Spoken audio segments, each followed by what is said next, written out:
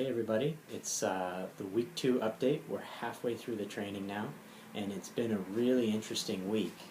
In the two groups, we're doing very different things. The group 1 just finished the form this week, so on Thursday after they finished it, we came in Friday, and there was a really interesting dividing line.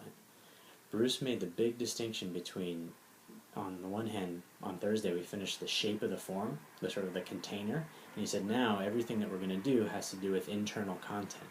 So he's made this distinction all the time. He talks about the bottle versus the wine you put inside it, and we even have an article at Brookline Tai Chi that we put out from, I think it's from 1989, Tai Chi magazine, and the title of the article is "The Inner Form is the Key to Health." And in that article, Bruce talks about all the different internal content things that should be going on in a good Tai Chi form.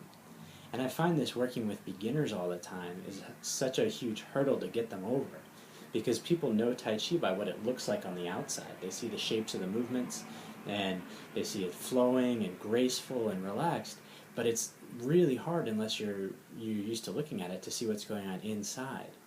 But Bruce always makes this big point. It's actually what goes on inside that makes Tai Chi actually effective. It makes it not just choreography, but it makes it work to improve your health. If you're going to do meditation or martial arts, if you don't have the internal content, it's like driving a car without an engine. So it was interesting to hear him talk about, for the group that's just finishing the container of the form, now to start to see what he started out with as far as internal content for them, and how we're going to build that up. So it's a cool inflection point and the halfway point for the first group. In the second group, we've been holding postures. And so we've gone through now, I think, 8 of the postures in the form. And we're building up from 20, 25, 30 minutes.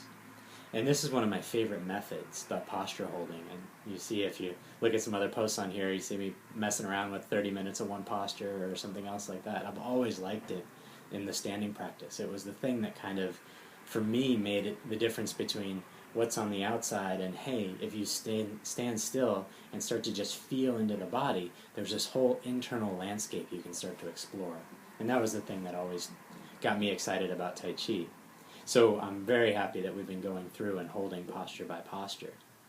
What it is about it is that if you get into each posture in the form, each of them, because of the physical constraints, how you're twisting one way, twisting the other way, whether the posture is more expanded or whether the posture is more condensed, all these things add up to determine in a specific posture how you manifest the energy of that posture.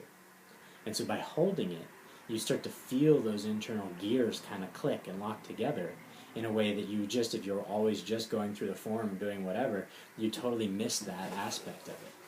So it's hard, and you get really, sometimes you notice really where you're tense, where things are stuck, but once you get, each one of these things has kind of a threshold where it clicks in. And I've always thought about it in terms of, okay, I got to hold this one for 20, this one for 30, this one longer. But one of the key points that Bruce made was that once you hit a certain stability point for that posture, boom, everything opens up and lights up. These pathways light up, or these connections light up that give the posture its unique flavor. That's the key moment. And then you want to maintain that for as long as you can. And then inevitably you lose it. You shrink out of it, you start to collapse a little bit, something gets off. And it's this game of like, okay, how do I connect to it? Reliably create that effect of the posture, and then stabilize it. And once you can stabilize it for a long time, then you move into this thing where the quality of the posture becomes integrated into your form and into how you move. So to me, I don't know, it's a fascinating process. Some other people joke that the fastest way to clear a Tai Chi class and get everybody to flee out of the room is to just make them close their eyes and hold a posture. So it's definitely a matter of personal preference. But I think it's really cool that that's what we've been focusing on all week. So stay tuned.